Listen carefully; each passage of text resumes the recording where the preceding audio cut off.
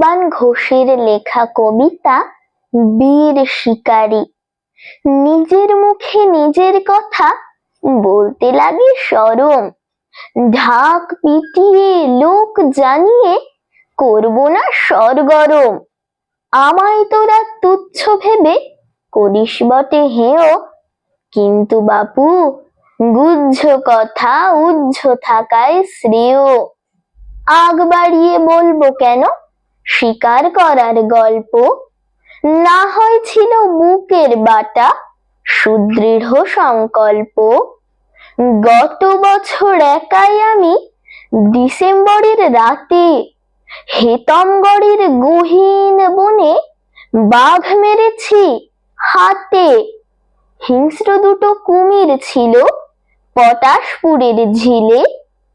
বাঁচান দাদা, গ্রামবাসীরা ধরল সবাই মিলে। কি আর করা, সঙ্গে ছিল সবজি কাটার ছুরি। ফালতু কেন বলতে যাব মিথ্যে ঝুড়ি ঝুড়ি। শেষটাওতেই কাজ সেরেছি, ব্যাপারটা বেশ তুচ্ছ। এখন সবাই ভরং দেখায় কাকের ময়ূর পুচ্ছ।